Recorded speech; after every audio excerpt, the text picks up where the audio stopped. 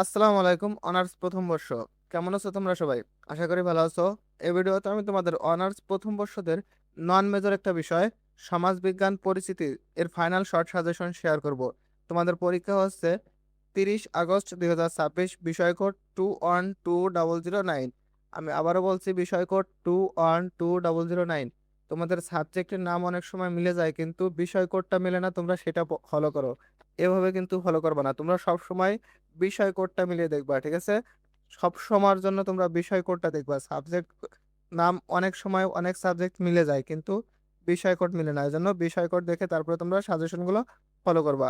দেখো, এই সাজেশনটা যদি তোমরা ফলো করো, আমি আশা করি 99% প্রশ্ন তোমার কমন আসবে। 99% প্রশ্ন কমন আসবে। তোমরা যারা আমাদের সাজেশনটা ফলো করেছো শুরু থেকে শেষ পর্যন্ত, তারা সকলেই জানো যে আমাদের সাজেশন থেকে 99% কমন আসছে প্রত্যেকটা সাজেশনে। শুধু দেখো, প্রথম অধ্যায় প্রথম অধ্যায়ে 3টা প্রশ্ন দিয়েছি। সমাজবিজ্ঞানের সংজ্ঞা, সমাজবিজ্ঞানটা কি এটা তোমার জানা লাগবে। আমি প্রত্যেকটা ভিডিওতে তোমাদের একটা কথা বলে রাখি, সব সময় তোমরা চেষ্টা করবা যে সাবজেক্টটার যে নাম, এই নামের সাথে মিল রেখে তোমরা, অর্থাৎ এই সাবজেক্টটা মূল বইটা কিসের নিয়ে কি নিয়ে, এটা তোমরা জানার চেষ্টা করবা। এটা প্রত্যেক সাবজেক্টে, তোমার শুধুমাত্র ফার্স্ট ইয়ারে না, তোমার যে কোনো পরীক্ষায়, তুমি এসএসসি এইচএসসি অনার্স যে কোনো লেভেলে যে কোনো ইয়ারে তুমি মূল বিষয়টা সম্পর্কে জানার চেষ্টা করবে, তোমার যে বইয়ের নাম সেই নামটা সম্পর্কে। তাহলে বইয়ের নাম সমাজবিজ্ঞান, অবশ্যই আমার সমাজবিজ্ঞান সম্পর্কে জানা লাগবে। সমাজবিজ্ঞান কি বা সমাজবিজ্ঞানের সংজ্ঞা দাও, এগুলা।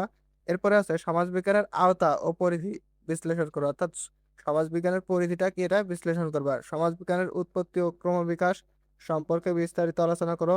সমাজবিজ্ঞানের প্রকৃতি কি, আধুনিক সমাজবিজ্ঞানের বিকাশে শিল্প বিপ্লবের ভূমিকা বিশ্লেষণ করো।